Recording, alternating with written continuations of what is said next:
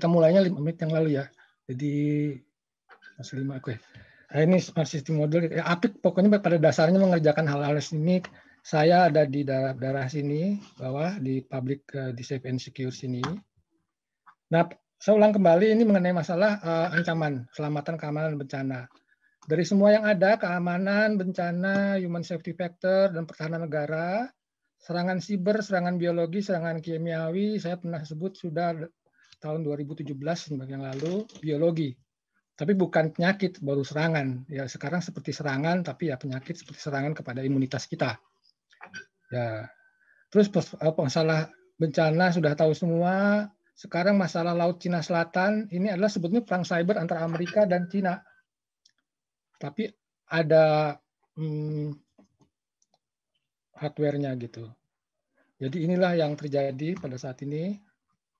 Juga yang suka dilupakan orang adalah kalau domain-domain kan ada 4 nih, udara, darat, laut, ya, dan angkasa luar. Dari udara langsung ke angkasa luar, baru siber kelimanya. Nah, di angkasa luar di atas kita ini ada security-nya ya kelihatan ya, space is congested, space is contested, competition juga contested. Jadi ini di kontes-kontes di atas ini.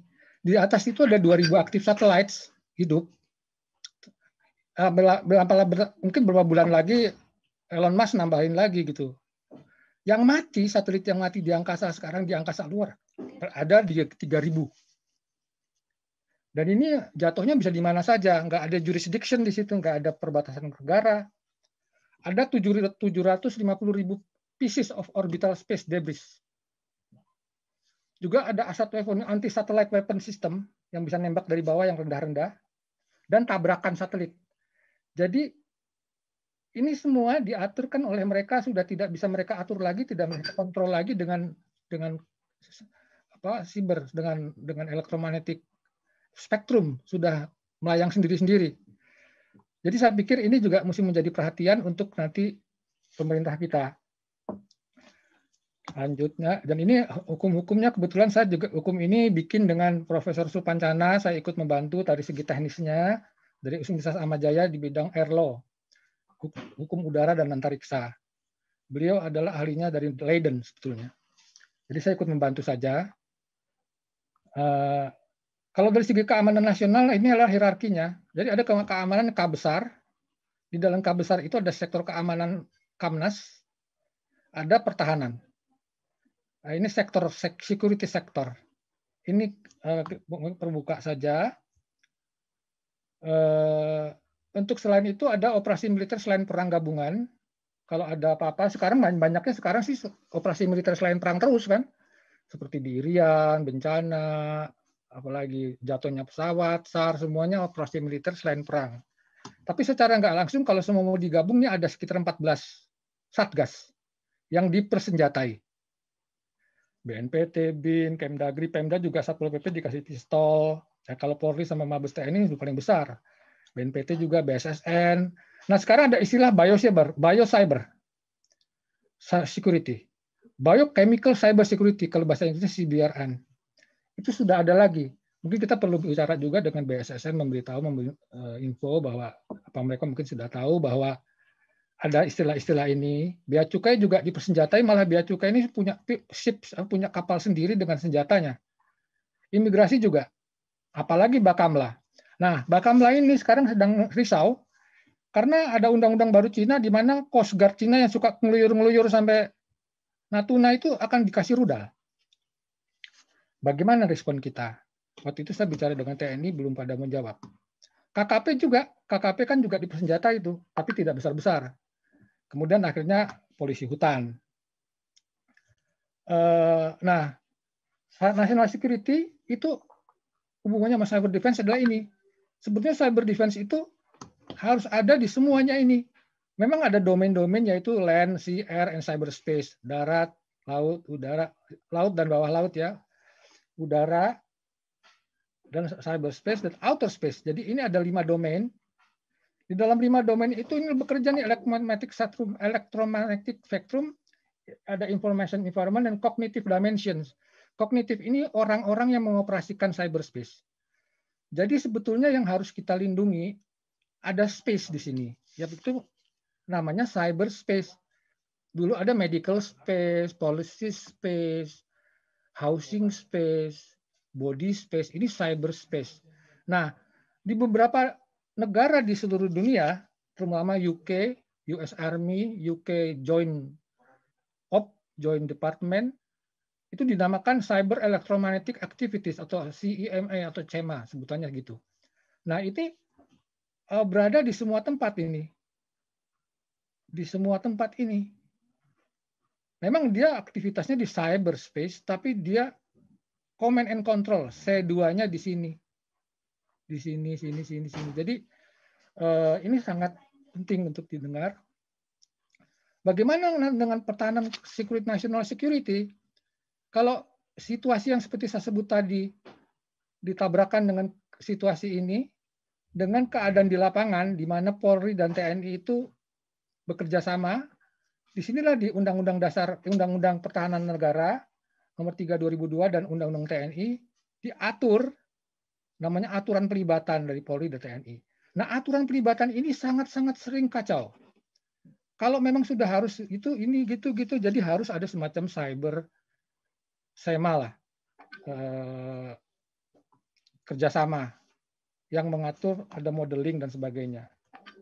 Nah, pada saat tahun 63, sebetulnya Bung Karno sudah mengatakan abad atom dan angkasa luar di dalam perpres beliau Depanri, Dewan Penerbangan dan Antariksa Republik Indonesia. Abad atom dan angkasa luar.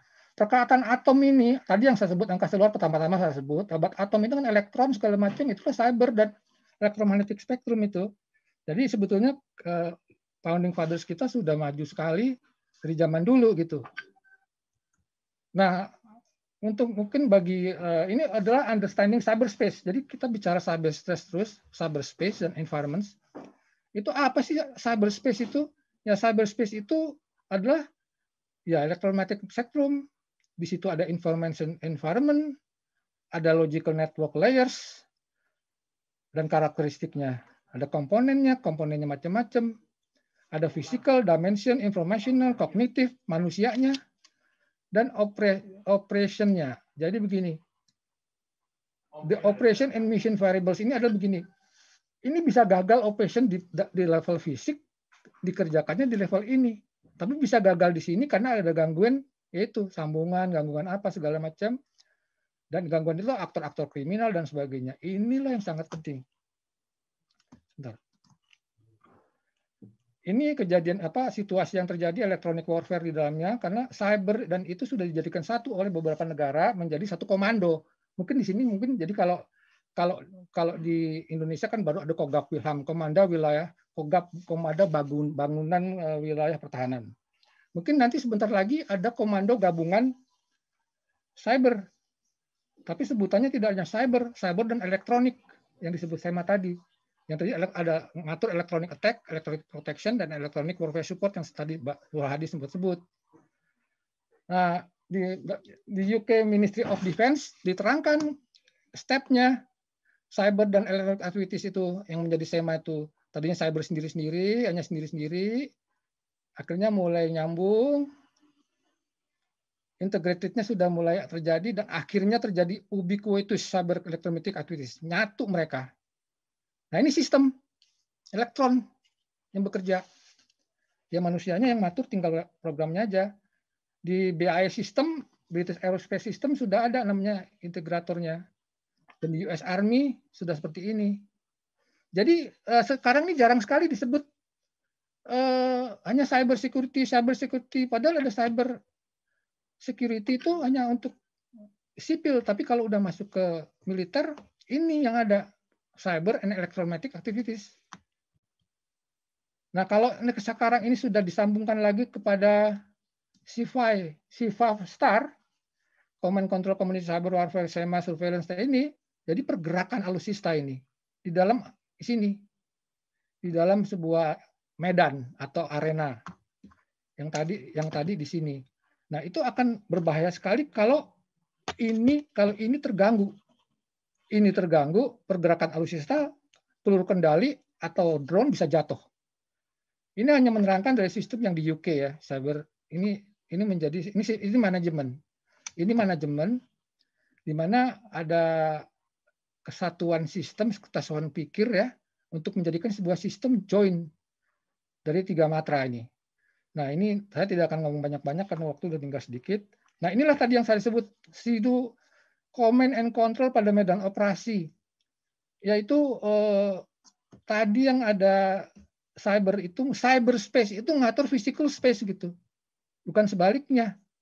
Jadi yang terjadi adalah pergerakan di dunia fisikal, udara, darat, laut, bawah laut, itu digerakkan oleh ini. Jadi ini memang harus betul menjadi, kalau saya di Pokja Inhan pertahanan itu, saya minta ada bab khusus mengenai cyber and defense, cyber security and electromagnetic security. Itu penting sekali, sedang dipertimbangkan. Nah, ini berita dari luar saja, Raytheon itu sudah spend 3,5 miliar dolar selama 10 tahun di dalam kantornya, pabriknya. Jadi berapa tahun? 3,5 miliar per tahun. Itu akan lebih dipanjangkan lagi. Karena apa? Banyak sekali pencurian ini data dari mereka. Nggak tahu. Banyak lagi pencurian data dari mereka, dari orang-orang itu, sehingga banyak kebocoran lah pokoknya. Kemudian Lockheed Martin juga malah kerjasama dengan Guardtime Federal menghasilkan blockchain teknologi. Ini pencurian, belum pemalsuan ya, belum pemalsuan, belum lagi embedded, memasukkan komponen-komponen Trojan ke dalam komponen-komponen yang akan dipasang di pesawat umpamanya. Nah, saya mau bicara Boeing 737-8 Max. Itu ada MCAS. Terbalik nih. Ini itu masalah software. Ada juga auto throttle problems di Boeing 737 KNKT baru keluar. Itu juga masalah software, karena itu disebut Full Authority Digital Engine Control atau FADEC. Kalau perkataan full authority, meaning pilot nggak bisa apa-apa nih, dia ngegas atau throttle dinaikin begitu, pesawat nggak peduli gitu. Itu yang terjadi dengan CMAS juga di atas. Itu pesawat juga nggak peduli, dia jadi pilot nomor 1 gitu. Nah, sekarang zaman drones, Presiden baru mengeluarkan tahun 2017 yang bernama Perpres 45 tahun 2017. Itu sebetulnya menghapus semua perpres yang dibuat Pak SBY yang besar-besar. Jadi itu intinya mau ke drone saja dia, beliau itu. Ke drone saja. Ke drone saja itu. Nah, drone itu sekarang Australia, tetangga kita, yang disebut Wingman ini, itu sudah membuat temennya jet tempur yang mirip-mirip tapi lebih pendek, tapi nggak jauh lebih pendek, lebih pelan, hanya bisa 800 km per jam sampai 900. Tugasnya menemani ber-12 gitu, atau ber-7, ber-8. Tugasnya dia juga membawa roket, membawa misil, membawa senjata, membawa peluru, dan tugas satu lagi adalah menangkis. Jadi kalau nggak sempat lari, dia tangkis. Itu betul-betul suatu situasi di mana sangat dahsyat ya untuk kita pelajari. Dan itu tidak susah. Artinya kita bisa bekerja lewat itu. Nah, sekarang banyak sekali decision maker belum begitu mengerti. Saya juga terlibat di Pokja ini, beberapa pengelolanya belum baca perpres ini. Ada beberapa lagi perpres yang Pak Jokowi bikin yang begitu intelijennya, kalau saya pikir ya, kok ada penasehatnya di bidang ini, saya pikir satu hal ini. Sehingga kalau memang kita mau ke drone saja, nggak usah mikir yang lain. Mungkin yang pesawat N219 pun tidak ada di situ lagi gitu. Jadi begitu. Jadi ini slide lama saya keluarkan saja bahwa ini yang harus diperbaiki nanti di dalam pembuatan software ini, pembuatan software dalam pertahanan siber kita dan national security. Saya rasa demikian. Sudah 20 menit ya Pak. Gitu. Iya Pak, sudah ya, gitu pas. Pas ya. Monggo di closing kalau mau di closing dulu Pak. Ya. Kalau mau di closing boleh. Boleh, oke. Jadi ini sesuatu yang nanti kita bicarain aja. Tapi hal-hal seperti tadi itu sangat penting. Terima kasih.